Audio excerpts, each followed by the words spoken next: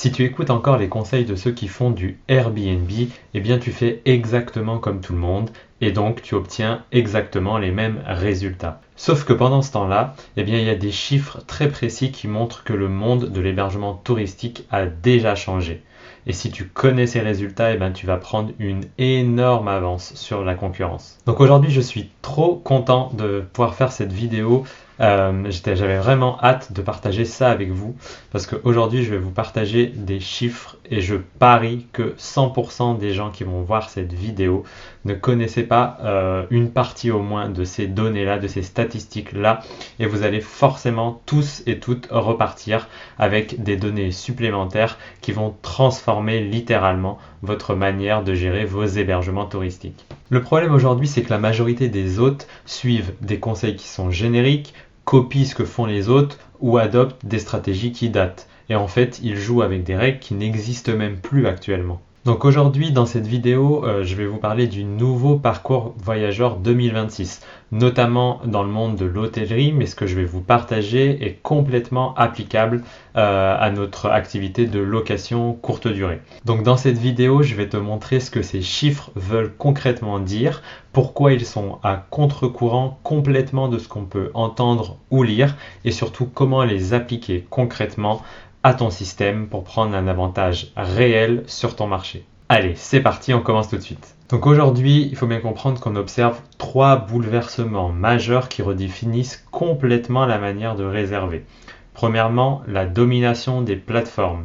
Actuellement, et c'est la première fois que ça arrive, c'est que les plateformes de réservation deviennent le point d'entrée principal dans la phase recherche, même avant Google et les moteurs de réservation.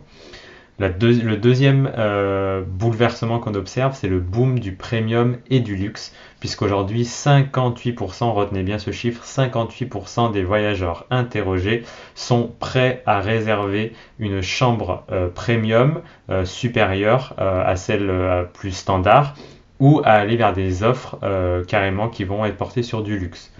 Et le troisième bouleversement, on en entend beaucoup parler déjà, mais moi je vais vous expliquer comment il faut l'interpréter. C'est que le rebond du direct, c'est que 18% des voyageurs qui commencent la phase recherche sur les plateformes de réservation vont chercher à aller réserver en direct. Et déjà pour commencer, ce que j'aimerais que vous compreniez, c'est que si vous ne connaissez pas ces 3 données et que vous ne les interprétez pas correctement, concrètement, vous ne comprenez plus ce qui se passe sur le marché en 2026. Alors pour commencer sur la phase recherche en 2026, donc ce qu'il faut bien comprendre et ce que je vous expliquais, c'est que pour la première fois les plateformes de réservation, notamment Booking, sont passées devant les moteurs de recherche et notamment Google dans la phase recherche voyageur. Et donc pourquoi c'est important de comprendre ça? Parce qu'aujourd'hui les voyageurs veulent une chose, c'est aller vite.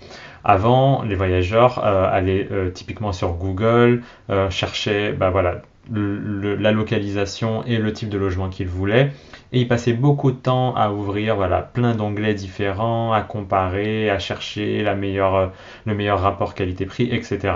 Aujourd'hui, l'avantage de plateformes comme Booking, c'est qu'ils trouvent tout au même endroit, et donc le parcours de réservation est centralisé.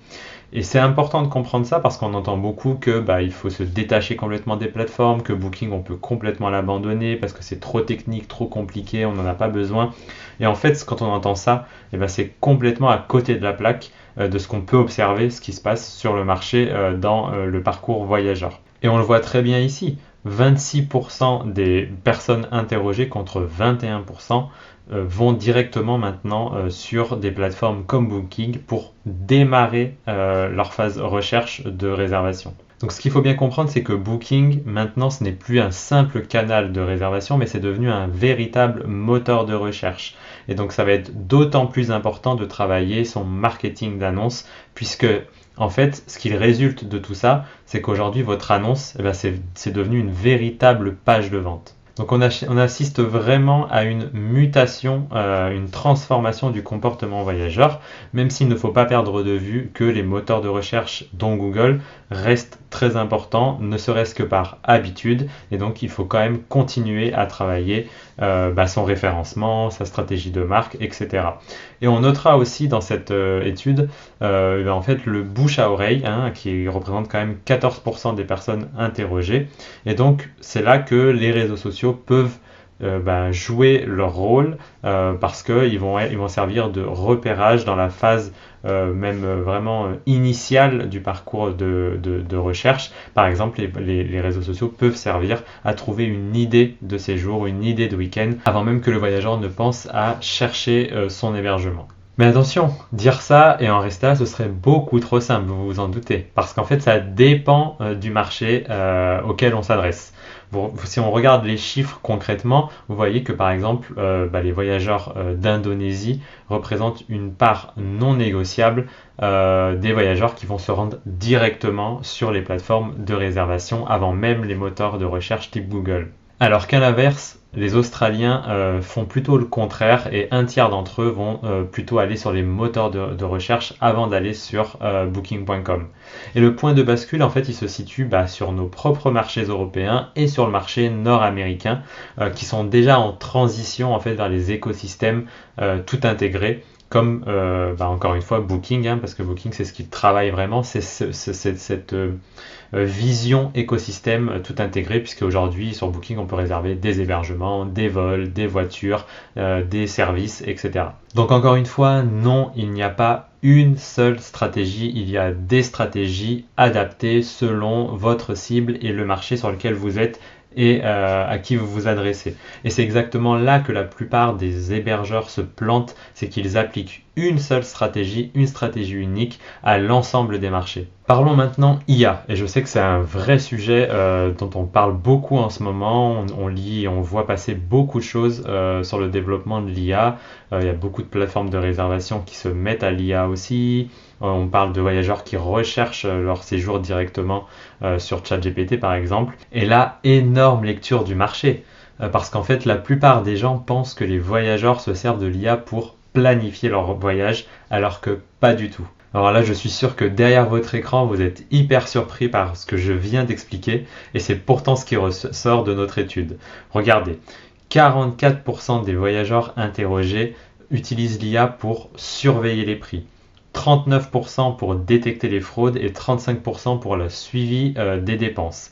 En fait, on se rend compte que les besoins d'utilisation de l'IA concernent presque exclusivement, en tout cas en très grande partie, le bouclier financier. C'est vraiment l'attente principale, c'est de se sécuriser au niveau du budget. Donc l'IA, c'est pas un assistant de voyage, c'est un garde-fou. Il y en a même qui vont beaucoup plus loin, qui poussent le curseur parce qu'ils vont l'utiliser comme un coach personnel et ils vont vraiment chercher l'hyper-personnalisation, notamment sur le domaine de la santé, parce qu'ils vont même être prêts, en fait on le découvre dans cette étude, c'est qu'ils sont prêts à partager des données sensibles et intimes personnelles pour pouvoir bénéficier en fait des meilleures chambres, des chambres hypoallergéniques, des chambres les plus calmes dans un hôtel.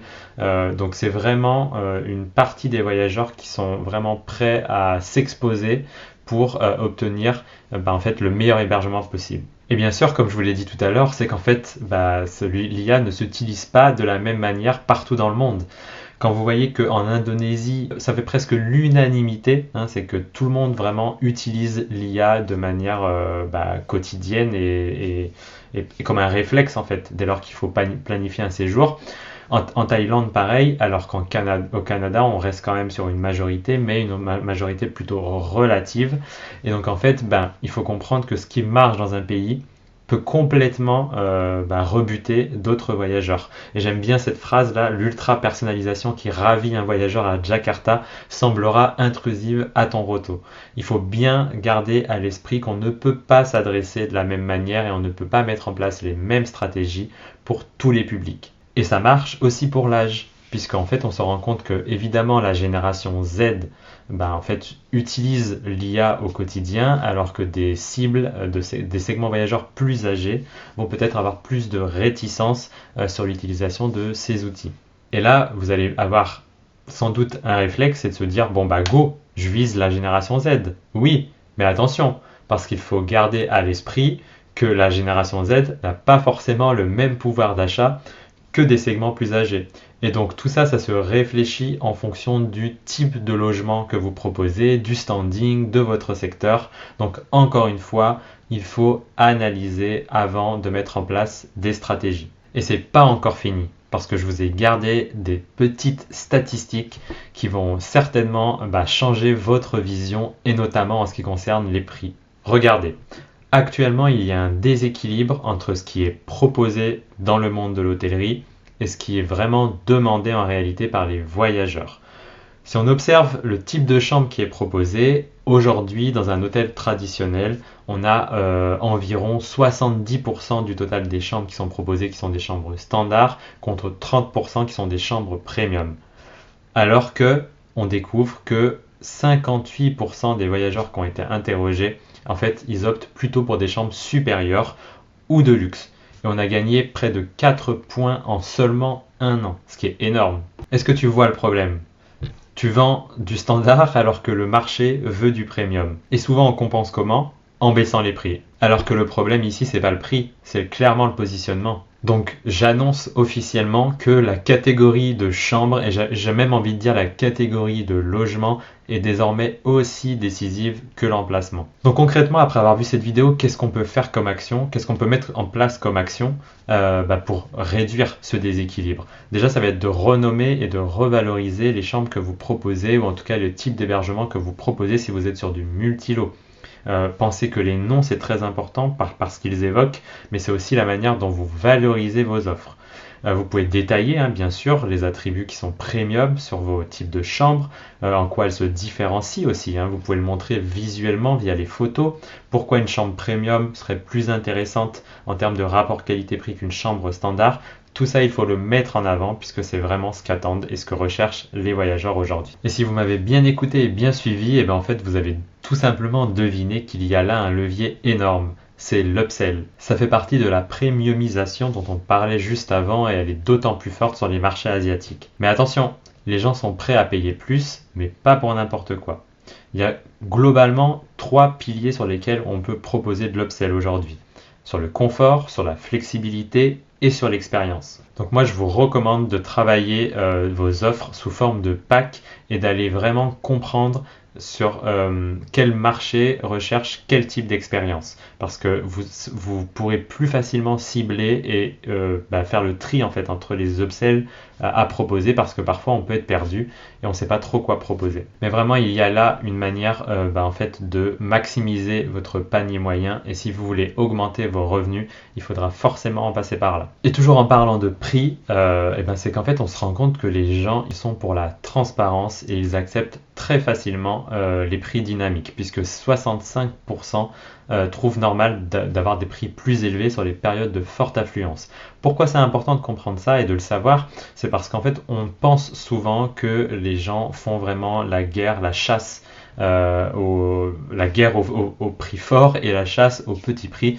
Et en fait on se rend compte que c'est pas vrai, parce qu'en fait les gens sont très conscients de cette variation de prix et ils préfèrent, même lorsqu'on est en totale transparence sur le fait de faire varier les prix tout au long de l'année. Et je vais vous partager le dernier type qui est vraiment exceptionnel, je trouve, de cette étude, c'est que 83% des voyageurs interrogés sont prêts à modifier leur date de séjour en échange d'une incitation financière. Qu'est-ce que ça veut dire concrètement ?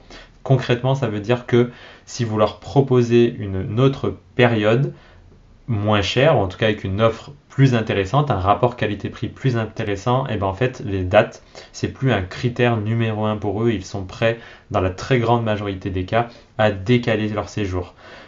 Qu'est-ce que ça veut dire pour vous ? Ça veut dire que le problème, c'est pas augmenter, baisser ses prix, c'est de savoir comment les piloter, puisqu'en fait c'est grâce à une vraie stratégie tarifaire que vous pourrez louer cher vos périodes qui sont fortes, mais également développer en fait le hors-saison, l'intersaison ou la basse saison, en proposant à des voyageurs de en fait décaler leur séjour pour avoir un prix plus acceptable, ou en tout cas de mieux valoriser vos offres de hors-saison.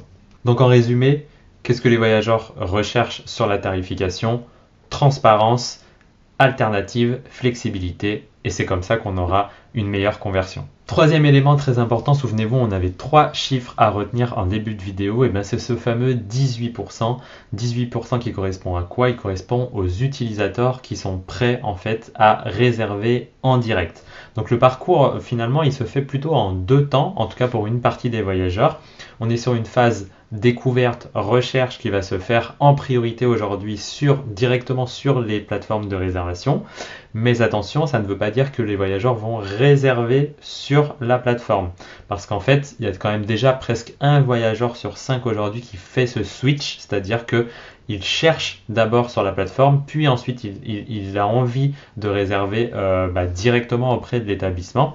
Et ça, qu'est-ce que ça veut dire? Ça veut dire qu'il faut vraiment adapter sa vitrine du direct, puisque en fait on a un client qui est déjà convaincu par le direct, mais qu'on peut quand même perdre si entre les deux on n'arrive pas à le convertir. Du coup attention, parce que c'est pas parce que le voyageur est prêt à réserver en direct qu'il va le faire. Donc l'enjeu pour vous, ce n'est pas tant de le convaincre de venir sur votre site ou sur votre vitrine directe, mais c'est plutôt d'y rester et de réserver. Et ça va se faire par exemple de 3 manières. C'est qu'il faut réduire totalement la friction. Donc il faut qu'il y ait une cohérence entre l'offre que vous proposez sur les plateformes et l'offre que vous proposez sur votre site, que la manière de rechercher ou de réserver elle soit hyper fluide. On réduit le maximum de friction, de freins, de temps de chargement, ça c'est très très important. La deuxième chose, c'est de montrer directement les avantages exclusifs de passer directement en fait auprès de vous et de pas aller sur la plateforme, parce que sinon quel intérêt de réserver en direct pour le voyageur? Aucune.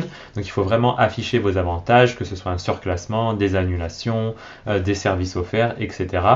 La plateforme en fait elle va garantir la tarification, mais vous devez prioriser l'expérience sur votre site. Et enfin le troisième point important, c'est de cibler de manière chirurgicale et intelligemment les voyageurs.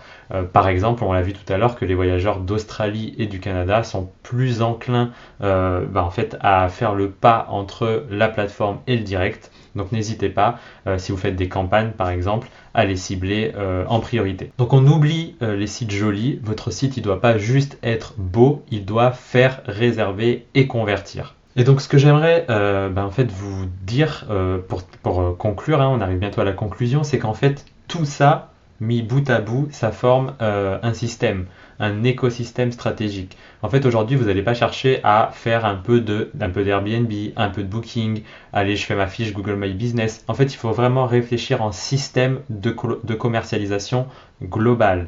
Et en fait, on va plus parler de location. Là, on parle de machine à réservation, de machine à revenus pour vous.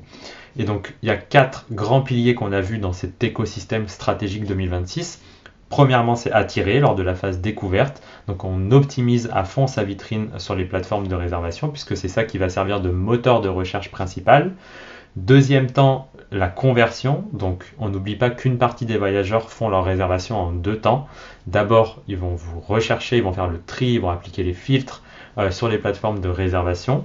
Une fois qu'ils vous ont sélectionné, l'objectif pour vous, c'est de capter en tout cas les 20% qui vont en fait avoir envie d'aller réserver directement auprès de vous. Et comment vous allez faire ça? En leur proposant des avantages exclusifs. Le troisième temps de cet écosystème, c'est maximiser ses profits. On va aller chercher plus de chiffres d'affaires. Et donc ça, il va falloir pousser toute la partie premium de haut standing, comme on l'a vu tout à l'heure, et aussi de jouer sur vos règles et votre flexibilité tarifaire, notamment pour les voyageurs qui sont prêts à décaler leur date de séjour.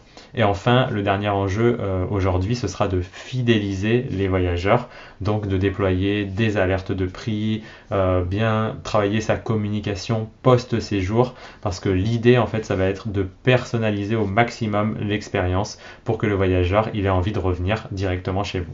Donc aujourd'hui, j'aimerais que vous repartiez avec 3 choses en tête. La première, c'est que traitez vos plateformes de réservation comme si vous travailliez sur votre référencement sur Google. C'est vraiment indispensable aujourd'hui.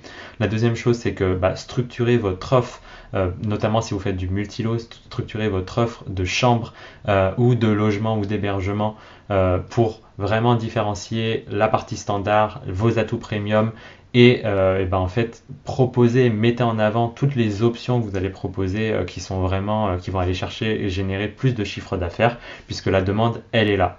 Et enfin, le troisième point important à retenir, c'est qu'il faut bosser votre canal direct. Ne cherchez pas ces voyageurs qui sont prêts à réserver en direct, mais ne cachez pas non plus ce que vous mettez en place, hein, que ce soit la tarification, les avantages que vous proposez, mais mettez en avant, jouez sur la transparence et la flexibilité. Et pour moi, la règle, elle est simple, c'est si vous faites ça, vous prenez de l'avance, sinon, vous allez subir. Voilà, pour conclure, retenez bien que le marché, en fait, il change très vite et ceux qui comprennent ça, maintenant, ils vont gagner gros, alors que les autres vont courir derrière et vont finir par disparaître. Si vous voulez qu'on regarde ensemble ce qu'on peut appliquer concrètement dans ce que je vous ai présenté sur votre système, n'hésitez pas à cliquer directement dans la description de cette vidéo, de prendre rendez-vous et puis on pourra échanger ensemble avec grand plaisir. J'espère que vous avez aimé cette vidéo, j'ai pris beaucoup de plaisir à vous présenter toutes ces données aujourd'hui qui pour moi changent complètement la donne pour 2026 mais pour les années à venir. Hein. Et donc si vous avez aimé autant que j'ai pu prendre de plaisir à vous le présenter, s'il vous plaît, abonnez-vous pour avoir d'autres vidéos aussi qualitatives que celle-ci. Je vous dis à très bientôt sur une prochaine vidéo. Et comme je dis toujours, la donnée avant l'action.